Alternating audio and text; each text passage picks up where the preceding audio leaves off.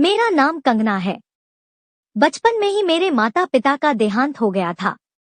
मेरे पास इस दुनिया में कोई नहीं था और तभी हमारे पड़ोस में रहने वाले एक अंकल ने मुझे सहारा दिया। उन्होंने मुझे अपने घर में रख लिया और मुझे अपनी बेटी की तरह पाला पोसा। जब मैं बड़ी हुई तो मैं उनके सारे कामों में मदद करने लगी। उनका एक बड़ा और खूबसूरत घर था, लेकिन उसमें सिर्फ वही अकेले रहते थे। मैंने कभी उनसे नहीं पूछा कि उनके परिवार वाले कहाँ है। उन्होंने मुझ पर बहुत बड़ा एहसान किया था और हमेशा मेरा पूरा ख्याल रखा। वे मुझे कपड़े, पैसे और सभी जरूरी चीजें देते थे। इस घर में मेरे अलावा 2 नौकर भी थे। मुझे किसी चीज की कोई कमी नहीं थी। इस घर में एक स्टोर रूम था जिसमें किसी को जाने की अनुमति नहीं थी। अंकल ने मुझसे खास तौर पर कहा था कि मैं उस कमरे की तरफ ना जाऊं। वह स्टोर रूम ऊपर वाली मंजिल पर था। मैं अक्सर सोचती थी कि उस कमरे में ऐसा क्या है जो अंकल ने मुझे वहां जाने से मना कर रखा है। एक बार मैंने उनसे ऊपर की सफाई करने की इजाजत मांगी तो उन्होंने कहा, ठीक है कंगना, तुम ऊपर की सफाई कर लो, लेकिन स्टोर रूम की तरफ मत जाना। उन्होंने मुझसे यह भी कहा था कि मैं ऊपर वाले फ्लोर पर न जाऊं। मैंने उनसे कभी नहीं पूछा कि आखिर वह मुझे उस कमरे में जाने से क्यों रोक रहे हैं। मुझे यह बात समझ में आती थी कि उन्होंने मुझ पर बहुत बड़ा एहसान किया था और उनका मुझ पर बहुत भरोसा था। मैं उनका यह भरोसा तोड़ना नहीं चाहती थी। इस घर में मुझे किसी बात की कमी नहीं थी। मैं अपनी मर्जी से खा पी सकती थी, अपने मन के हिसाब से काम कर सकती थी। मैंने अंकल को कई बार ऊपर वाले फ्लोर से आते हुए देखा था। शायद वो उसी कमरे में जाते थे। कुछ दिन बाद अंकल को शहर से बाहर कुछ काम के लिए जाना पड़ा। उन्होंने मुझे अपने पास बुलाया और पूरे घर की चाबियां देकर कहा, कंगना, मैं कुछ दिनों के लिए बाहर जा रहा हूँ। जब तक मैं लौट कर नहीं आता तुम्हें पूरे घर का अच्छे से ध्यान रखना है। और हाँ, ऊपर वाले फ्लोर पर सफाई के लिए भी मत जाना। चूंकि अंकल मुझे बचपन से जानते थे, इसलिए उन्हें मुझ पर पूरा भरोसा था। यही वजह थी कि उन्होंने पूरे घर की चाबियां मुझे सौंप दी थी। मैंने उनसे कहा कि अंकल, आप चिंता न करें, मैं सब कुछ अच्छे से देखूंगी। फिर अगले दिन अंकल अपना कुछ जरूरी सामान लेकर बाहर चले गए। अब मैं अपने घर में अकेली थी और मुझे हर चीज की आजादी थी। अंकल के जाने के बाद मेरे मन में बार बार यह ख्याल आ रहा था कि आखिर स्टोर रूम में ऐसा क्या है जो अंकल मुझे वहां जाने से रोकते हैं। मेरे पास पूरे घर की चाबी थी, जिसमें ऊपर के स्टोर रूम की भी चाबी शामिल थी। मैंने सोचा कि शायद स्टोर रूम में अंकल की कुछ यादें हैं जिन्हें किसी के साथ साझा नहीं करना चाहते। हो सकता है कि वहां उनका कोई कीमती सामान हो।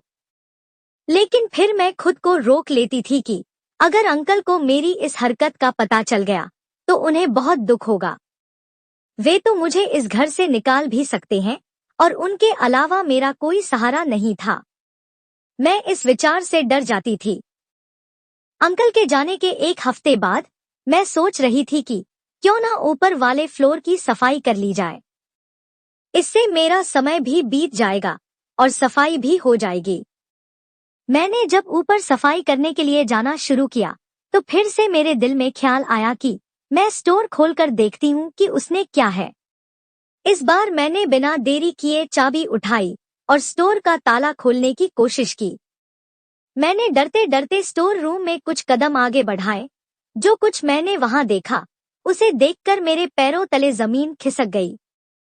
मुझे कभी भी यह अंदाजा नहीं था कि उस स्टोर रूम में ऐसा कुछ हो सकता है। जल्दी से मैं दरवाजा बंद करके भागते हुए नीचे आ गई। मेरा दिल जोर जोर से धड़क रहा था और पूरे शरीर में दर्द की एक लहर दौड़ गई थी। मुझे यकीन ही नहीं हो रहा था कि कमरे में ऐसा कुछ होगा। मैं हमेशा यही सोचती थी कि स्टोर में अंकल की कुछ पुरानी यादें होंगी या उनका कोई कीमती सामान होगा जो वह किसी को नहीं दिखाना चाहते। लेकिन जो मैंने वहां देखा वह तो मेरी कल्पना से भी परे था। डर के मारे मेरी हालत खराब हो गई थी। मैं घर में अकेली थी और कुछ देर तक सोफे पर बैठकर समझने की कोशिश करती रही कि आखिर मैंने क्या देखा। कुछ समय बाद मैंने खुद को थोड़ा संभाला, पानी पिया और यह सोचने लगी कि अगर अंकल को इस बारे में पता चला तो शायद वह मुझे इस घर से निकाल देंगे। लेकिन मैं इस रहस्य को जानने की बेचैनी से भी चुप नहीं रह पा रही थी। मैंने सोचा कि अब मुझे अंकल के बारे में पूरी सच्चाई जाननी चाहिए। आखिर वे कौन है? उनका बैकग्राउंड क्या है? मैंने मन ही मन ठान लिया कि अंकल के कमरे में जाकर वहां कुछ ऐसा ढूंढने की कोशिश करूंगी जो इस रहस्य से पर्दा उठा सके। मैं धीरे धीरे उनके कमरे में गई और हर चीज की तलाशी लेने लगी। सौभाग्य से उनकी किसी भी दराज में ताला नहीं लगा था। शायद इसलिए क्योंकि अंकल को मुझ पर पूरा भरोसा था। लेकिन आज मैंने उनका भरोसा तोड़ दिया था और मुझे इसका अफसोस भी था। फिर भी मैं यह जानने के लिए बेचैन थी कि जो मैंने ऊपर देखा उसका असली मतलब क्या है। मैंने हमेशा यही सोचा था कि अंकल अकेले क्यों रहते हैं और उनका परिवार कहाँ है, लेकिन कभी उनसे पूछने की हिम्मत नहीं की। तलाशी के दौरान मुझे उनकी अलमारी में कुछ पुरानी फोटो और एक डायरी मिली। मैंने डायरी खोली और पढ़ना शुरू किया। जैसे ही मैंने डायरी पढ़ी, मेरी हालत और खराब हो गई। अब तक मैं अंकल को बहुत रहमदिल और अच्छे इंसान मानती थी, लेकिन डायरी में लिखी कुछ बातों ने मुझे सोचने पर मजबूर कर दिया कि शायद वो वैसे नहीं है जैसा मैंने समझा था। डायरी में सब कुछ स्पष्ट नहीं था, लेकिन कुछ बातें थी जो मुझे थोड़ा थोड़ा समझ में आ रही थी। साथ ही कुछ पुरानी तस्वीरें भी मिली। उनमें एक तस्वीर में अंकल के माता पिता थे और उनकी गोद में एक बच्चा था जो शायद अंकल ही थे। इससे मुझे थोड़ा बहुत अंदाजा तो हुआ, लेकिन पूरा सच अभी अधूरा था। मैंने सब कुछ वैसा ही रख दिया जैसा पहले था, ताकि अंकल को यह शक न हो कि मैंने उनके कमरे की तलाशी ली है या स्टोर रूम में झांका है। अब मुझे अंकल से डर लगने लगा था। बचपन से मैं इस घर में अकेली अंकल के साथ ही रही थी, लेकिन आज जो मैंने देखा उसके बाद उनके प्रति मेरा भरोसा डगमगा गया था। मैं बहुत घबराई हुई थी कि अगर अंकल को इस बात का पता चला तो वे मेरे साथ क्या करेंगे। अंकल के वापस आने का समय हो रहा था और मैं अंदर से बहुत डर गई थी। जब अंकल घर आए तो मैं जल्दी से उनके लिए खाना बनाकर ले आई और अपने कमरे में चली गई। मन में यही डर था कि अगर अंकल को पता चल गया तो न जाने मेरे साथ क्या सलूक करेंगे, कहीं वे मुझे जान से ही न मार दें। मैं अपने कमरे में आराम करने की कोशिश कर रही थी। तभी मेरा फोन बजा। डरते हुए जब मैंने फोन उठाया तो अंकल की आवाज सुनाई दी। उन्होंने मुझे अपने कमरे में बुलाया। यह सुनकर तो मेरा दिल जैसे धक धक करने लगा। मुझे लगा कि शायद अंकल को सब पता चल गया है। लेकिन जब उन्होंने कहा सर्दी बहुत है, मेरे लिए एक कप कॉफी बना दो, तो मुझे राहत मिली। मैंने जल्दी से कॉफी बनाई और उनके कमरे में भिजवा दी। अंकल ने मुझे फिर से अपने कमरे में बुलाया और अपने पास बैठाकर पूछा, क्या तुमने मेरे जाने के बाद मेरे कमरे की तलाशी ली थी? उनकी बात सुनकर मेरे होश उड़ गए। मैं सोचने लगी, उन्हें कैसे पता चल गया। मैं चुपचाप सिर झुकाकर बैठी रही और अंकल फिर से बोले, कंगना, आखिर ऐसा क्या चाहिए था तुम्हें मेरे कमरे से, जो तुमने मेरी गैर मौजूदगी में वहां तलाशी लेनी शुरू कर दी? क्या मैंने तुम्हारा ध्यान रखने में कोई कमी छोड़ी थी? अंकल बहुत आराम से बात कर रहे थे, लेकिन मुझे उनका जवाब देते नहीं बन रहा था। उन्होंने आगे कहा, कंगना, तुम्हें लगा कि मुझे पता नहीं चलेगा। जैसे ही मैंने अपने कमरे में कदम रखा, मुझे समझ आ गया कि किसी ने यहाँ तलाशी ली है। बताओ, आखिर तुम क्या ढूंढ रही थी? हर सामान को उलट पुलट कर दिया। मैंने सोचा, मैंने तो सब कुछ ठीक से रखा था, फिर अंकल को कैसे पता चला? फिर अंकल ने बताया, मैं अपने सारे सामान को बहुत अच्छी तरह से सहेज कर रखता हूँ। मुझे किसी भी चीज का इधर उधर होना बिल्कुल पसंद नहीं है। शायद जल्दी में तुम सामान ठीक से नहीं रख पाई थी, इसीलिए मुझे पता चल गया। अंकल बहुत गुस्से में थे, लेकिन फिर भी नरमी से बात कर रहे थे। वे लगातार मुझसे सवाल कर रहे थे और आखिरकार मुझसे सच नहीं छिपाया गया। मैंने बताया, मैं ऊपर की सफाई कर रही थी। तभी मेरी नजर स्टोर रूम पर पड़ी।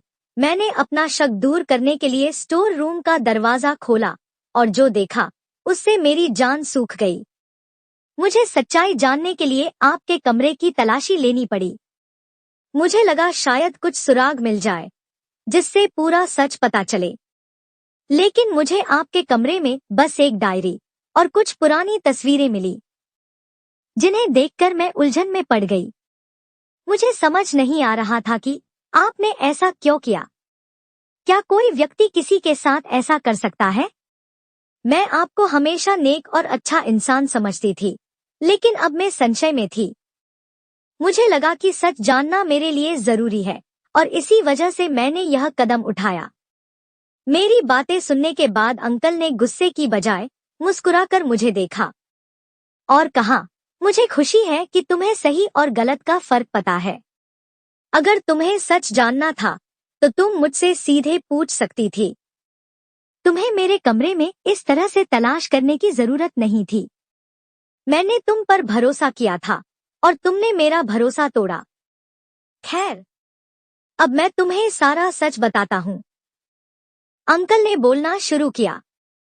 जब मैं 4 साल का था तो मेरे पिताजी का देहांत हो गया। हमारे पड़ोस में एक व्यक्ति थे जिन्होंने मेरे पिताजी के जाने के बाद मेरा बहुत ख्याल रखा। उन्होंने मेरी माँ से शादी का प्रस्ताव रखा और मेरी माँ ने यह सोचकर उनकी बात मान ली कि वह मेरा ख्याल रखेंगे और मेरे पिता का बड़ा कारोबार भी संभाल सकेंगे। शादी के बाद वे सच में मेरा बहुत ख्याल रखते थे। मुझे स्कूल छोड़ने और लेने जाते थे। मेरी हर छोटी बड़ी जरूरतों का ध्यान रखते थे। माँ भी उनके साथ खुश थी, लेकिन यह खुशी ज्यादा समय तक नहीं टिक पाई। शादी के 1 साल बाद ही मेरी माँ का हार्ट अटैक से देहांत हो गया। मेरे पिता ने अपनी मृत्यु से पहले अपनी वसीयत बनाई थी, जिसमें सब कुछ मेरे नाम पर था। लेकिन मुझे यह सब तब मिलना था जब मैं 18 साल का होता। माँ की संपत्ति का थोड़ा हिस्सा उन्होंने अपने दूसरे पति के नाम कर दिया था। अब जब तक मैं 18 साल का नहीं होता, तब तक जायदाद की देखभाल का जिम्मा मेरे सौतेले पिता का था। माँ के देहांत के बाद ही उनका बर्ताव बदलने लगा। उन्होंने मेरा स्कूल बंद करवा दिया और मुझे एक कमरे में बंद करके रखते। खाने पीने के लिए भी बहुत कम चीजें देते और मुझे भूखा रखते। जब मेरी हालत बहुत खराब हो जाती, तब वह मुझे थोड़ा सा खाना और पानी देते। मेरे सौतेले पिता ने सारे वफादार नौकरों को भी निकाल दिया और अपने जैसे लालची लोगों को रख लिया। वे घर पर रोज पार्टियां में करते और मेरे पिता की मेहनत की कमाई को उड़ाते। उन्होंने ऑफिस जाना भी बंद कर दिया। जब मैं कमरे से बाहर निकलने की कोशिश करता, तो वे और उनके नौकर मुझे मारते। एक दिन जब मैंने भागने की कोशिश की, तो उनके एक नौकर ने मुझे देख लिया और जाकर उन्हें बता दिया। उसके बाद वही व्यक्ति मुझ पर और भी अधिक सख्ती करने लगा। उसने मुझे कमरे में बंद ही नहीं किया, बल्कि मुझे रस्सियों से बांध कर रखा। मेरी जिंदगी कठिन होती जा रही थी। एक दिन उसने मुझे बताया कि मेरी माँ की मौत स्वाभाविक नहीं थी। उसने किसी प्रकार की दवा दी थी, जिससे उनकी तबीयत खराब हो गई और वह मुझे छोड़कर चली गई। मेरे सौतेले पिता ने मुझे बताया कि उसने यह सब कुछ मेरे पिता की संपत्ति पाने के लिए किया था। वह मेरे साथ अच्छा व्यवहार सिर्फ इसलिए कर रहा था ताकि मेरी माँ उससे शादी कर ले। इसके बाद वह हमें रास्ते से हटाकर सारी जायदाद खुद लेना चाहता था। लेकिन जब माँ के गुजरने के बाद पता चला कि सारी संपत्ति मेरे नाम पर है, तो उसने एक नई योजना बनाई। उसने मुझे एक तय उम्र तक जिंदा रखा, क्योंकि उस उम्र से पहले मेरे साथ कुछ होता तो संपत्ति ट्रस्ट के पास चली जाती। इस कारण वह मेरे साथ कठोर व्यवहार करता ताकि मैं मानसिक रूप से कमजोर हो जाऊं। मैंने घर के नौकरों से कई बार मदद मांगी, लेकिन कोई भी मेरी बात नहीं सुनता। सब मेरा मजाक उड़ाते थे और मुझे पागल समझते थे। कई साल तक मैंने ऐसा ही जीवन बिताया, जहां मुझे केवल इतना ही भोजन पानी दिया जाता कि मैं जीवित रह सकूं। एक दिन एक नया नौकर मुझे खाना देने आया। उसने मुझसे पूछा कि मैं कौन हूं और इस हाल में क्यों हूं। मैंने उसे अपनी कहानी बताई और उसे मेरे हालात पर बहुत दुख हुआ। उसने मुझे ढांढस बंधाया और कहा, तुम्हें चिंता करने की जरूरत नहीं, मैं तुम्हारी मदद करूंगा।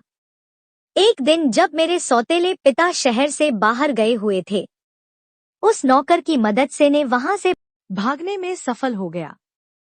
वह मुझे अपने गांव ले गया और मुझे अपने घर में शरण दी। जब मैं 18 साल का हो गया तो अपने पिता के वकील से मिला। वह मेरे पिता के अच्छे दोस्त थे। उन्होंने मुझे देखकर बहुत खुशी जताई और पूरी बात सुनने के बाद उन्होंने संपत्ति वापस पाने में मेरी मदद की।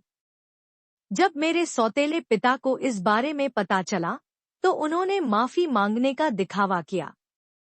मैंने सबके सामने उन्हें माफ कर दिया और अपने घर लौट आया। परंतु मेरे दिल से उनके प्रति नफरत खत्म नहीं हुई थी। उन्होंने मेरे साथ जो कुछ भी किया उसके लिए मेरे मन में बहुत आक्रोश था। उनका लालच ही मेरे लिए बचपन में दुख का कारण बना। मेरे लिए उन्होंने जो किया उसका हिसाब देना जरूरी था। मेरे पास उनके बुरे कामों का कोई ठोस सबूत नहीं था, परंतु मैंने निर्णय लिया कि मैं उन्हें सुधारने का मौका दूंगा। मैंने उन्हें उनकी गलतियों का एहसास कराने के लिए कुछ समय अकेले रहने दिया ताकि वे अपनी गलतियों पर विचार कर सके। जब तक उन्हें अपनी गलतियों का आभास होता, मैं अपने जीवन को नए सिरे से जीने के लिए आगे बढ़ गया। दोस्तों, मुझे उम्मीद है कि आपको मेरी कहानी पसंद आई होगी।